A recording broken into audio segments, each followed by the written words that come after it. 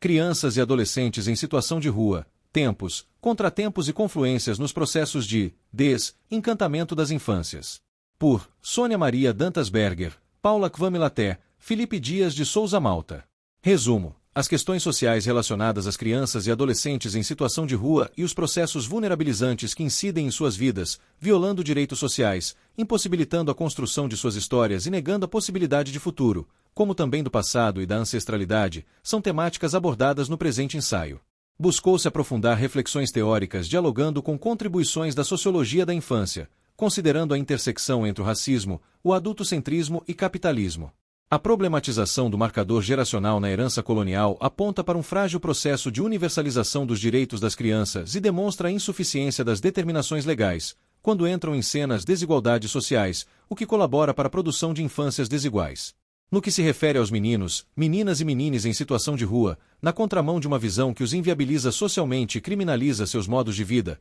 são destacados aspectos ético-políticos da incidência dos seus corpos de vires crianças nos territórios que afirmam a potência da conexão entre o brincar e as culturas subalternizadas em seus modos gingantes e resistentes de ser. Diante dos inéditos viáveis que urgem serem sonhados e forjados coletivamente, aposta-se na ressignificação das infâncias vulnerabilizadas, de modo a ser assegurado espaço-tempo para suas existências enquanto sujeitos. Introdução. Os escombros das cidades escondem vestígios de tempos passados. Entre pedras, paredes e ruínas, pessoas vivendo em situação de rua atualizam o histórico processo da dialética exclusão e inclusão social em contextos sócio-históricos de desigualdade social. Entre ruas e ruínas, encontramos sobreviventes ou, como destacam Luiz Antônio Simas e Luiz Rufino, sobras viventes, seres descartáveis, que não se enquadram na lógica hipermercantilizada e normativa do sistema, onde o consumo e a escassez atuam como irmãos siameses, um depende do outro.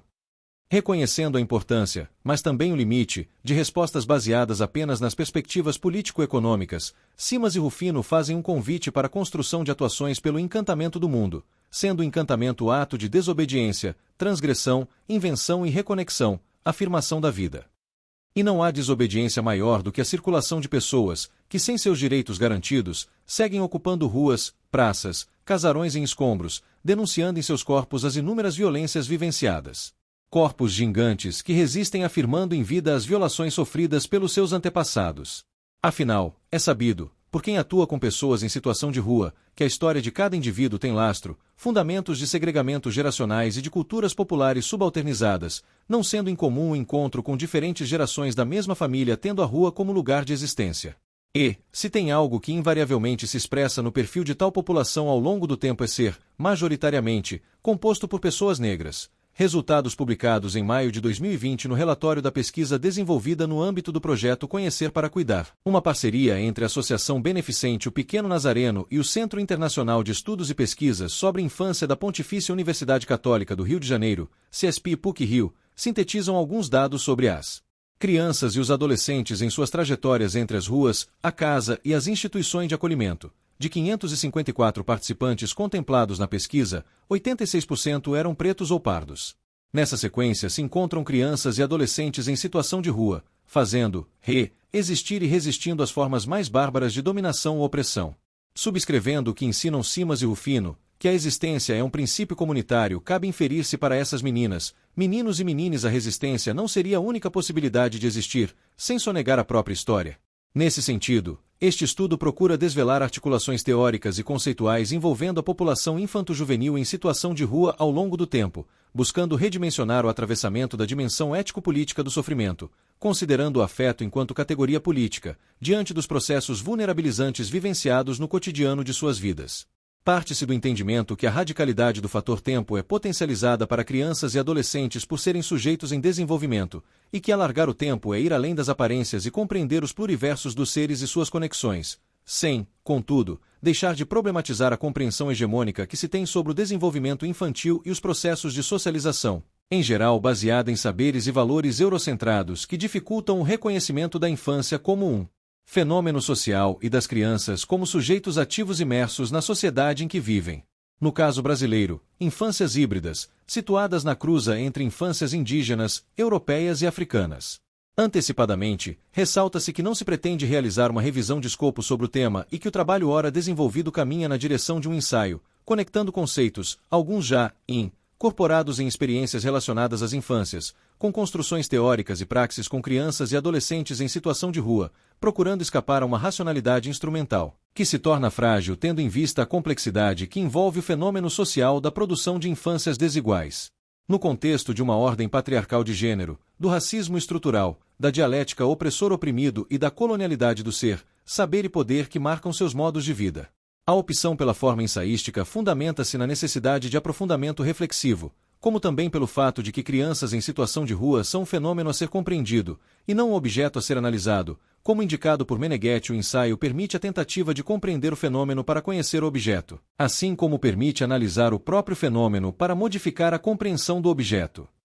E ainda, o ensaio é a transcendência do óbvio, de tudo que tende a tornar-se senso comum, pensamento corrente. É tentativa de superação da relação entre tempo e espaço presentes na racionalização de uma realidade. É o pensar sobre algo que experimenta o objeto nas suas múltiplas possibilidades dentro de uma totalidade que não precisa apresentar-se de forma totalmente cognoscível. O tempo de ser criança e as infâncias desencantadas. Levando em consideração que o encantado é aquele que obteve a experiência de atravessar o tempo e se transmutar em diferentes expressões da natureza, toda criança pode ser considerada um encantado em transmutação no tempo. Entretanto, há quebrantos que atuam na produção de infâncias desencantadas, sendo o desencantamento uma forma de mortandade, de desvitalização, de apagamento da vida. E quais são as forças que atuam apagando certas infâncias? E de quais infâncias se tratam? Os processos de apagamento das infâncias podem ser abordados, inicialmente, sob a perspectiva da sociologia da infância, tendo em vista que a infância, só mais recentemente, teve seu reconhecimento como categoria sociológica. E só ganha amplitude a partir de uma estranha contradição apontada por Sarmento ao afirmar que nunca como hoje as crianças foram objeto de tantos cuidados e atenções e nunca como hoje a infância se apresentou como a geração onde se acumulam exponencialmente os indicadores de exclusão e de sofrimento. O paradoxo destacado por Sarmento, na oposição entre atenção, cuidado e exclusão-sofrimento, indica que, se por um lado existe uma infância protegida, por outro, existe uma dinâmica de descuido e exclusão. Para o autor, o aumento das reflexões sobre infância está relacionado ao reconhecimento das crianças como sujeitos de direitos, mas que a despeito dessa admissão, nunca como hoje a realidade das crianças foi tão atravessada por desiguais oportunidades de desenvolvimento, por condições de vida tão extremadas nos seus traços fundamentais e por formas de expressão cultural tão veiculadas à indústria de produtos para a infância. Quais seriam, então, os efeitos sociais do reconhecimento jurídico de crianças e adolescentes como sujeitos de direito? No livro Luta por Reconhecimento, A Gramática Moral dos Conflitos Sociais, Axel Honneth, no capítulo Reconhecimento e Socialização, Mead e a Transformação Naturalista da Ideia Hegeliana, destaca: se o sujeito, pelo fato de aprender a assumir as normas sociais de ação do outro generalizado, deve alcançar a identidade de um membro socialmente aceito de sua coletividade, então tem todo sentido empregar para essa relação intersubjetiva o conceito de reconhecimento, na medida em que a criança em desenvolvimento reconhece seus parceiros de interação pela via da interiorização de suas atitudes normativas, ela própria pode saber-se reconhecida como um membro de seu contexto social de cooperação. Esse diálogo sobre o reconhecimento permite uma articulação com o texto 9 Tese sobre Infância como Fenômeno Social, de 1993, onde Jens Kvortrup apresenta ideias sobre infância, das quais interessam para o presente ensaio a tese A infância é, em princípio, exposta, econômica e institucionalmente, às mesmas forças sociais que os adultos, embora de modo particular e a tese não os pais, mas a ideologia da família constitui uma barreira contra os interesses e o bem-estar das crianças. As teses supracitadas se associam às reflexões de Honneth ao indicarem uma interdependência entre a infância e as forças sociais que regem os adultos, tanto econômica e institucionalmente, como ideologicamente, sendo a ideologia da família um impasse para o melhor interesse da criança. O principal problema que constitui nossa ideologia da família, e que vários membros do grupo do projeto referiram como familiarização, é que as crianças expressis verbis são mais ou menos propriedades de seus pais, ou, em termos menos dramáticos, são, ao menos, responsabilidade parental e, em princípio, exclusivamente responsabilidade de seus pais. Como pensar esse reconhecimento de crianças e adolescentes como sujeito de direito relacionando com o debate sobre autonomia e pertencimento social de pessoas em desenvolvimento? O reconhecimento jurídico seria suficiente para a garantia da dignidade? Na tese número 8, Kvortrup segue afirmando que a sociedade só se interessa em interferir em casos excepcionais, quando as crianças estão em situação perigosa, segue-se que não é aceito nem cogitado aceitar a responsabilidade geral pela infância. E como pensar a intervenção da sociedade quando certas crianças e adolescentes comumente não são vistas em perigo, mas como ameaça? Necessário se faz então transitar dialeticamente entre as macro e micro-relações estabelecidas nesse processo para que avancemos ao encontro da proposta de Lúcia Rabelo de Castro de descolonização dos direitos a partir do sul global, colocando no centro da discussão crítica ecos da herança colonial frente a um falso processo de universalização dos direitos das crianças, demonstrando alguns limites das leis em operar mudanças efetivas e desejáveis na vida das pessoas. Nesse caminho, é no diálogo com autoras consideradas pós-colonialistas, entre as quais Kapur, que Castro nos chama a atenção para uma certa classificação intencional e discriminatória dos modos de vida de determinadas populações frente a uma concepção idealizada de desenvolvimento enquanto ideal civilizatório. Ou seja, tal universalidade possui seu lado sombrio, o da discriminação, porque valida um modo homogêneo e hegemônico de produção de sujeito, história e sociedade em que todos e todas vão e devem ser assimilados. Apresentando articulações entre os filósofos George Herbert Mead e Friedrich Hegel, Honneth ressaltam que a relação jurídica de reconhecimento é ainda incompleta se não puder expressar positivamente as diferenças individuais entre os cidadãos de uma coletividade.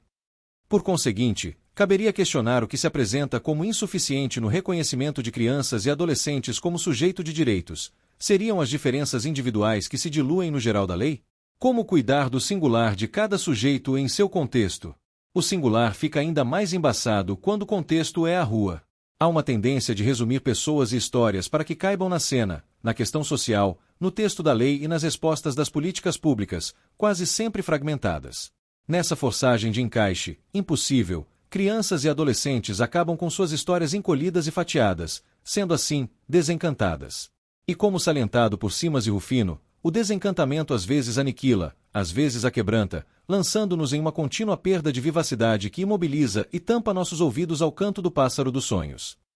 Tempo da lei. É permitido sonhar? Temos como desafio o enfrentamento do quadro de insalubridade do projeto colonialista, que, desde a virada do século XV para o XVI, atua como máquina de perseguição, desterritorialização e extermínio de nossos povos brasileiros, latino-americanos e caribenhos. Projeto que se materializa em necropolíticas vampirizadoras da biodiversidade, despotencializadoras dos infantes humanos. Há mais de 30 anos, o movimento internacional vem afirmando os direitos sociais de crianças e adolescentes, consolidado internacionalmente pela Convenção dos Direitos da Criança, e no Brasil pelo Estatuto da Criança e do Adolescente. Todo esse reconhecimento se desdobrou em políticas públicas, serviços e protocolos em diferentes setores, saúde, educação, assistência social, mas não necessariamente considera os melhores interesses da criança, tendo em vista que crianças e adolescentes nem sempre são escutados, seguindo abafadas por dinâmicas adultocêntricas. No artigo Desemparedar Infâncias, Contra Colonialidades para Reencontrar a Vida, as autoras Léa Tiriba e Cristiana Cabicieri Profici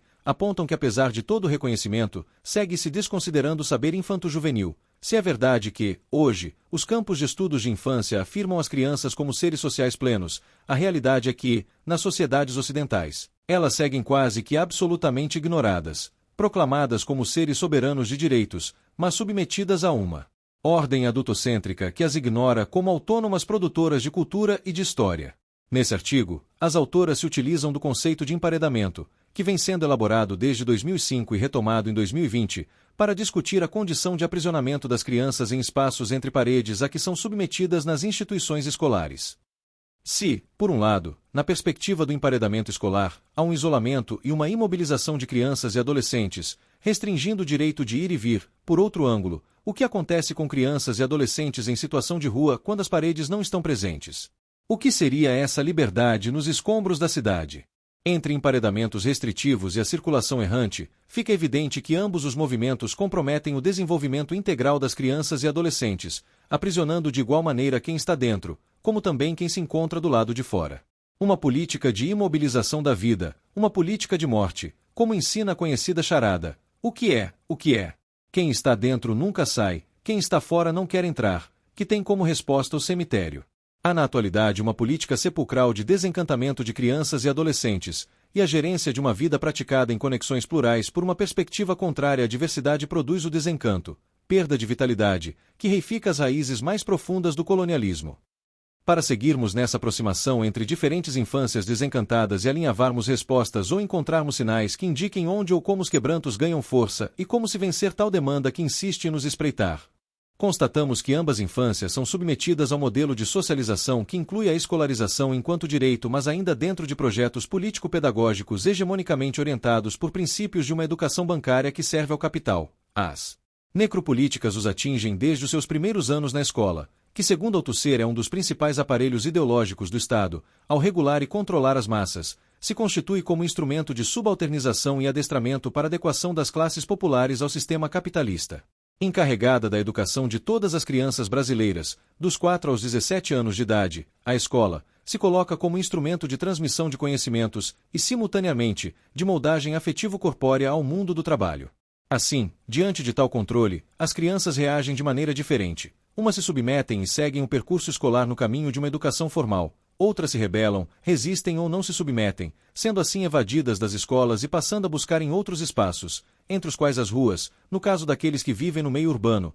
possibilidades outras de sobrevivência material, subjetiva e, por vezes, coletiva. Por enquanto, deixaremos em suspenso a possibilidade de respondermos ao questionamento sobre que tipo de desemparedamento pode ocorrer nesses outros espaços que venham as crianças a ocupar. Entre escombros, valas, abrigos e praças, qual a potência dos encontros? Qual a qualidade e intensidade dos vínculos e afetos mobilizados? Nos idos anos 1980-90, o trabalho pioneiro de Lígia Costa Leite na escola Tia Seata, desenvolvido durante 5 anos junto a tais crianças e adolescentes então evadidos, excluídos na inclusão fake nas escolas, reconhecendo-os não como pivetes, delinquentes, incompetentes, responsáveis pelo seu fracasso escolar, mas sim como guerreiros e invencíveis. Conseguiu-se desmitificar rótulos e trabalhar conteúdos situados na resistência cultural, baseada nos valores da herança afro-brasileira, entranhada em suas histórias de vida e corpos cheios de ginga.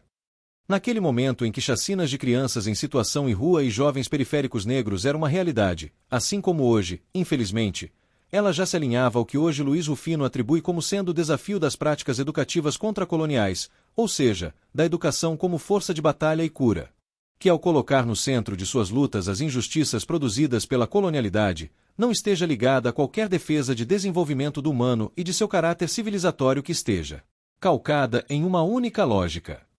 Nos escritos de Lígia que contam essa história de magia e invencibilidade, encontramos pistas e reflexões preciosas. Assim, escolhendo os invencíveis como educandos, era preciso buscar os fatos históricos a eles relacionados e suas características aparentes, para atingir o ponto de sua inserção na sociedade, da qual são parte integrante e inseparável. Sabia, a priori, que eles não surgiram tal como são hoje. De fato, os invencíveis têm uma origem que tem sido sempre negada, em nome de uma escola igualitária de direitos e conteúdo. De onde vem esta herança e magia que os faz resistir ao sistema e, simultaneamente, faz com que o sistema resista em incorporá-los, com sua história e contexto cultural diferenciado?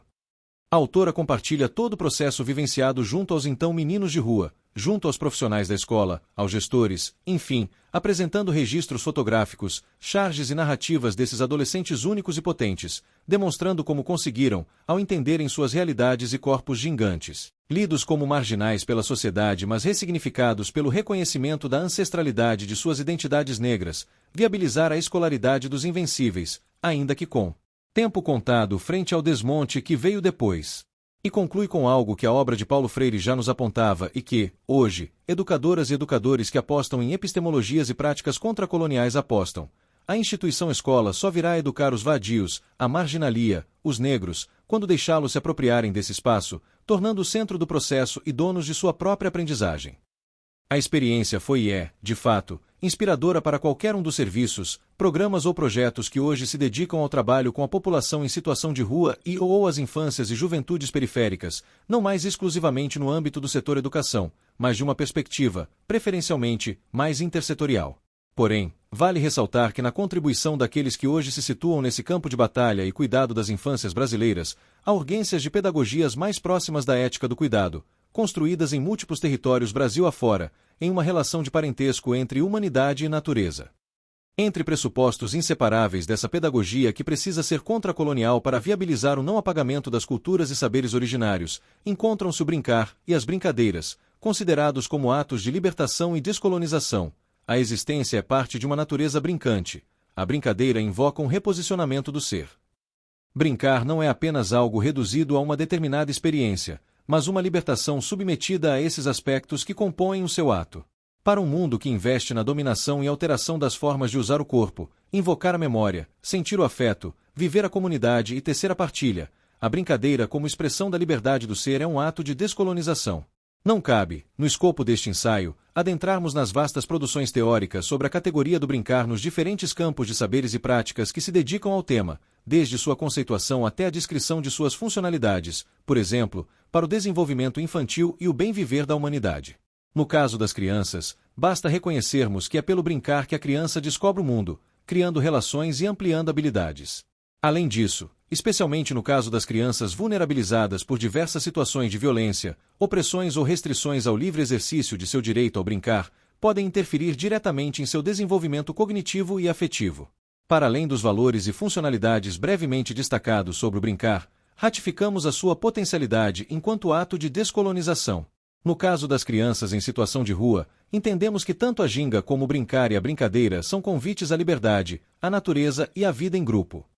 Sendo assim, vale garantirmos espaços de brincação, um termo que, segundo Elaine Batista, foi uma linda metáfora feita por Guimarães Rosa para expressar a liberdade e a folia dos pássaros no céu, ou seja, do brincar enquanto movimento que em sua essência é constitutivo do fluxo de bem viver a vida, algo de nossa natureza e ancestralidade. Entre tempos e contratempos, a circulação, as virações e a ética do cuidado. O encontro com crianças e adolescentes traduz, de forma radical, o transitório que há no tempo. Poucas semanas são suficientes para que as transformações apareçam, sejam físicas, subjetivas e afetivas. Esse caráter breve das existências, presente em cada ser vivo, nas infâncias ganha um contorno de urgência, principalmente quando os processos vulnerabilizantes deixam suas marcas nos corpos e nas subjetividades. A partir da experiência do trabalho com crianças e adolescentes em situação de rua, acompanhando seus deslocamentos e estratégias de sobrevivência durante quase uma década, em um município de grande porte da região metropolitana do Rio de Janeiro, foi possível identificar que há um descompasso entre a celeridade exigida para a produção do cuidado das infâncias vulnerabilizadas e as respostas públicas, que em diferentes instituições e políticas caminham no contratempo, com exigências que impossibilitam o acesso e a permanência nos serviços. Se por um lado há um emparedamento de crianças e adolescentes dentro de instituições escolares, por outro, identificamos infâncias aprisionadas do lado de fora, circulando entre ruas e instituições de acolhimento e socioeducação. Esse muro que divide o dentro do fora carrega na sua estrutura marcas ancestrais da exploração e da apropriação capitalista que tem na propriedade privada o corte preciso que define quem tem direito à proteção e quem precisa se virar o circular para viver. Nesse ponto, vale ressaltar que os conceitos de viração e circulação foram definidos por Gregory para descrever as práticas de sobrevivência a partir das experiências de deslocamentos, vinculações e desvinculações territoriais e afetivas quando observou as trajetórias de adolescentes em situação de vulnerabilidade pela experiência da vivência nas ruas. Como destacado em artigo anterior de Gonçalves para Gregory, a circulação, além de descrever as mobilidades entre os espaços públicos e institucionais, dentre eles as ruas e o acolhimento institucional e familiar, num processo de viração, em nome da sobrevivência, descreve também os percursos pelos territórios e ambientes de socialização primária, familiar e comunitária de origem, em que, mediante a fragilidade dos laços afetivos e dos recursos materiais, a prática do se virar demanda a ampliação desses circuitos e gera um movimento de errância pela cidade. A errância produzida e esse movimento de despertencimento têm raízes profundas na escravização e na lógica colonizadora, exigindo para a produção efetiva do cuidado uma mudança ética, mais acolhedora e menos reguladora, considerando que a definição de protocolos, fluxos e critérios tem funcionado como barreiras impeditivas ao acesso. Para o enfrentamento das trincheiras abertas no tempo, fazem-se necessário remexer nos domínios da terra, da propriedade, da vida, tendo como base uma nova ética pautada no cuidado que partilha e na partilha que cuida. O cuidado partilhado só é possível quando fundamentado em direitos coletivos, tendo como base o espaço do dizer e fazer comum, do saber que carrega as memórias ancestrais e coletiviza as lutas contra toda forma de opressão, tendo como inspiração o feminismo comunitário, que tem como uma das principais defensoras a ativista Julieta Paredes. Conforme destacado no artigo A Ética do Cuidado nos Processos de Acolhimento de Crianças e Adolescentes, Tramas, Fios e Conexões, a ética do cuidado, enquanto paradigma aplicado às políticas públicas voltadas para a proteção social das crianças e adolescentes, pode contribuir para a superação de uma limitada concepção de proteção social, que mais se vale da filantropia, dos princípios higienistas e de processos de institucionalização orientados pela lógica manicomial, do que de políticas públicas que avancem na diretriz da intersetorialidade, do cuidado e da educação integral, situados na realidade social brasileira, lado a lado, com toda uma sociedade cuidadora e antirracista. Nota-se, enfim, o tempo espiralar, o brincar e a territorialização afetiva. Para Rufino, a ancestralidade é lida e vivida como política que celebra a existência como um contínuo e o ser como exercício comunitário. Para ele, é a ancestralidade que nos nutre com seu repertório de cura diante da escassez, do desencantamento e do assombro colonial. Nesse sentido, uma criança pode ser nosso ancestral.